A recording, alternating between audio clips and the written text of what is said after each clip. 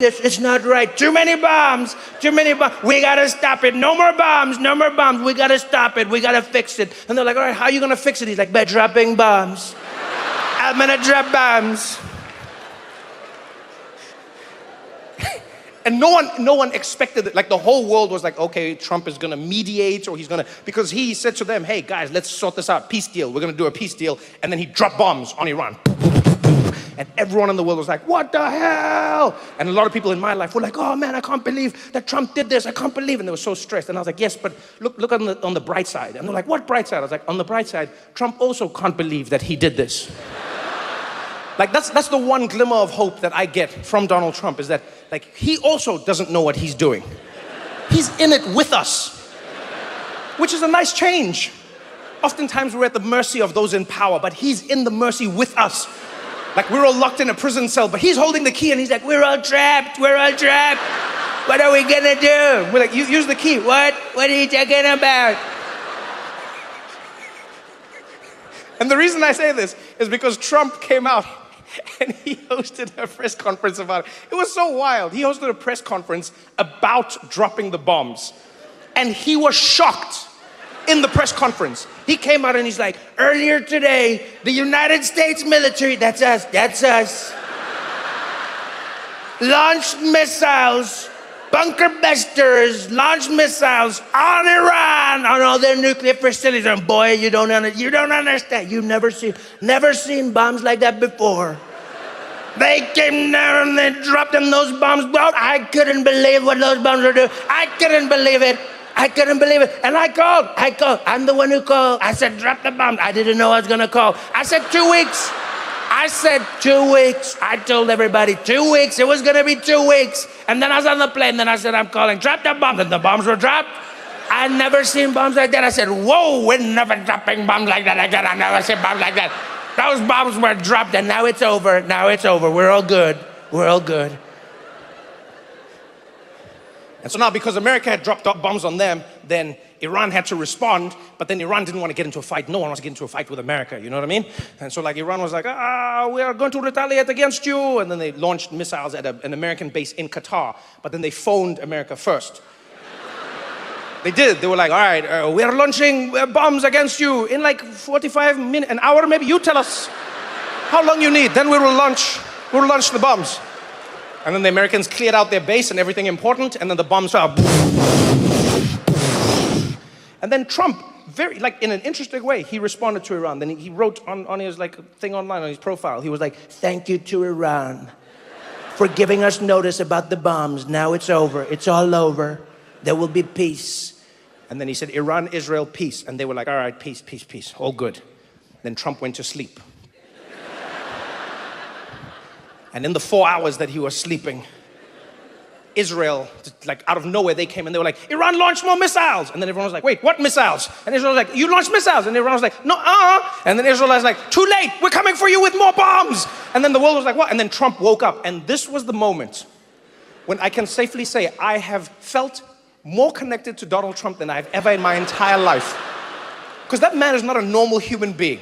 Very seldom have I looked at Trump and thought, yeah, I can relate to this. But he came out after Israel was about to launch a full-scale bombing attack on Iran. And he came out, he heard about this. Man didn't even put on a tie. Came out of the White House half-dressed, ran straight into reporters, and he went into it. He was like, I heard about what Iran is doing and what Israel is doing. And let me tell you, I'm angry at Iran, but I'm more angry at Israel. They said peace, and I said we're going to do peace, and they're launching, and I'm sick of them. Israel, you better not do it. You don't do it, Israel. I said peace. You don't do it. He looked like a dad who had kids that were fighting in the backyard. And he was just going back and forth. He's just like, Israel, shut up, baby. Come on, shut up. Shut up. How many times do you have to tell your kids that you're not going to? I told you once and I'll tell you again. And then he looked at the reporter and he did something I've never seen an American president do in my entire life. He cursed live on TV into the camera. Looked at the camera and he was like, they were like, what do you think, Mr.? He's like, I'll tell you what this is. You've got two countries that have been fighting so long, they don't know what the they're doing.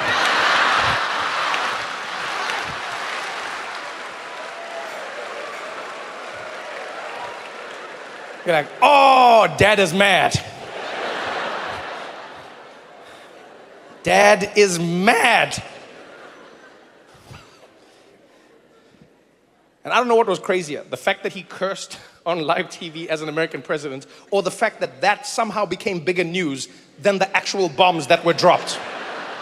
The bombs was like half a day of news. The biggest bombs ever dropped on a country randomly out of war was barely any news. And then Trump came out and he swore every news outlet, Guardian, BBC, Al Jazeera, CNN, you name, all of them, Trump curses, Trump swears, Trump says F word, F word. And I was like, damn, so the F bomb was more important than the bomb. Everyone on TV, we've never seen this before. We've never seen an American president curse on national television. This has never, I don't even understand what we're seeing right now. Donald Trump, and I must warn sensitive viewers, yo, you showed footage of cities being leveled by bombs. You said it just casually. Let me show you some of the bombs that were dropped here. Let me show you. Witnessing it, or was it a laugh because like, haha, I can't believe this is happening, or what, was it a laugh, or like, were you ashamed? No, you were just like, you just laughed. She's taking the piss. So she's taking the piss. Okay. Well, he said it was just a piss take. You see? I think this is the thing Australians forget sometimes. The specificity of ownership of the piss is very important. Okay? Very important. He said it was a piss take. I don't know who is responsible for the taking of that piss. It changes everything. Maybe she didn't plan properly and so it becomes a piss take, but she didn't plan said take. Does that make sense? But when you say taking the piss, oh, now I understand completely. Now I'm with you. Just taking the piss, Trev.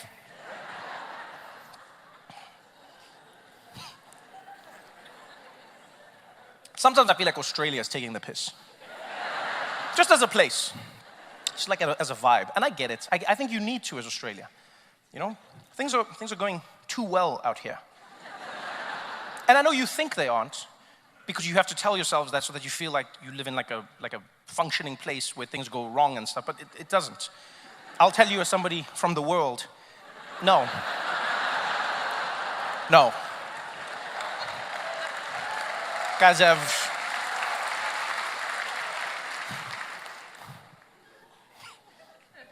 I saw in the news, they came and they were like, major scandal, the Prime Minister under fire. On the news tonight, ABC News, Prime Minister under fire for accepting upgrades on Qantas Airlines.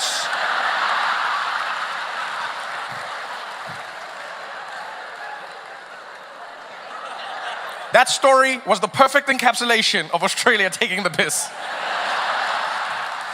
It is the perfect encapsulation. Because at first I thought I wasn't understanding what was happening, and then upon further investigation I found out it was what I thought, and worse.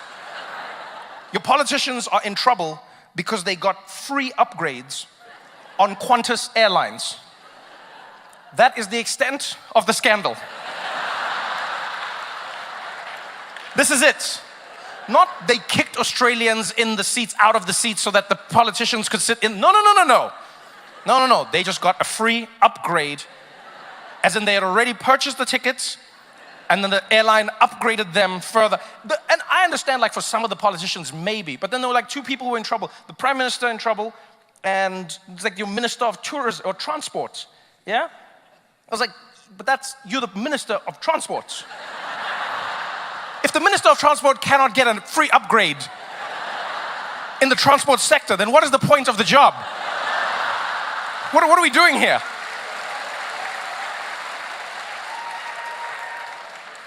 Yeah, people were like, oh, Trev, but it is a scandal. I was like, no, to me the scandal is the fact that your Prime Minister is flying commercial. That's more of a scandal to me.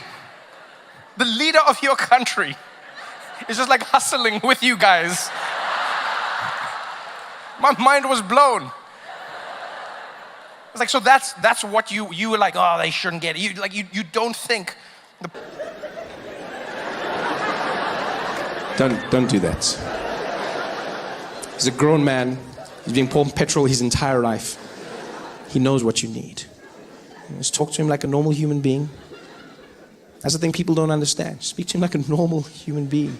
I used to get so angry. Whenever I'd see white people changing their accent when they talk to black people, I get so angry. I was like, are all white people racist? Is that what it is? You're racist?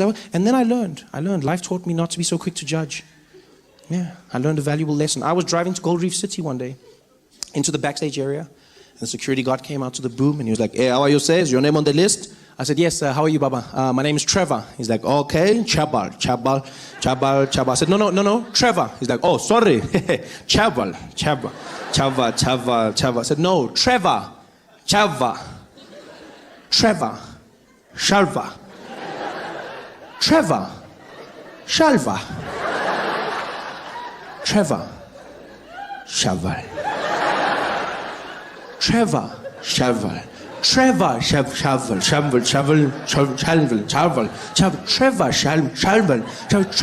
Shaval. And now my friend who was irritated, he just leans over me and he's like, hey, Papa, get Trevor.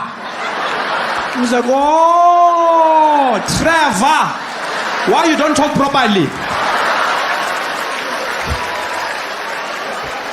And then I understood. I finally understood what white people have been trying to do. I see, you're trying to communicate more effectively. You're trying to engage somebody, but understand this. When speaking to somebody in an accent, the number one rule to understand is an accent is not a measurement of intelligence, right? An accent is just somebody speaking your language with the rules of theirs. That's all an accent is. So don't speak down to them. Don't patronize them. Speak to them the way you would to yourself. Just try and learn their accent. That's all it is. It's just another accent. Yeah. And I learn them. I spend all my time learning accents. I try. I love it. I learn in restaurants. That's a safe place to start. You learn, you read off the menu, you try and pronounce the words correctly. I was inspired by French restaurants, funny enough. Yeah, whenever I'd go to a French restaurant, I was always fascinated by the fact that people would order food in a French accent. I never understood why. Because they don't do it in any other restaurants. Only in French restaurants do people walk in and then change their accent when they order. They come in talking normally. Yeah, it's a wonderful thing. You're really going to enjoy it. It's so beautiful. Yeah, stunning. You have to have... Oh, the dessert. Oh, good evening. How are you, sir? Yes, we'll have a bottle of water for the table, please. And let's start off with... could we get the Sauvignon Blanc, please? Just anymore. Well, I never thought of it like that, man. I never thought... Slow down.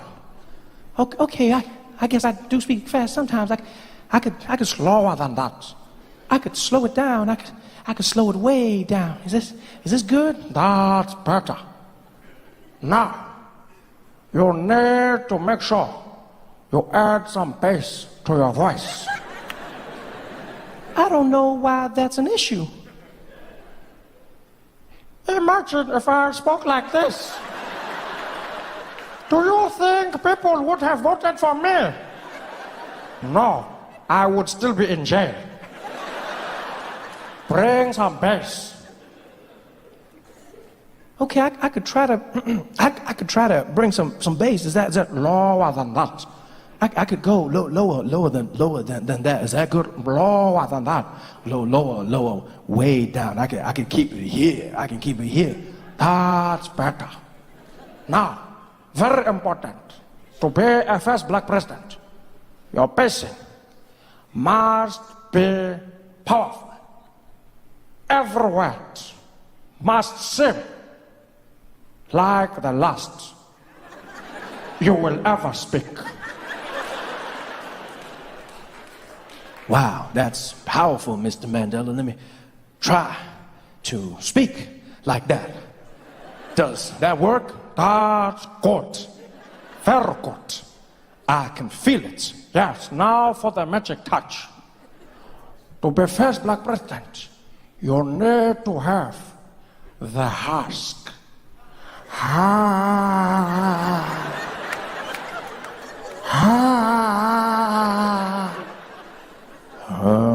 No more husky.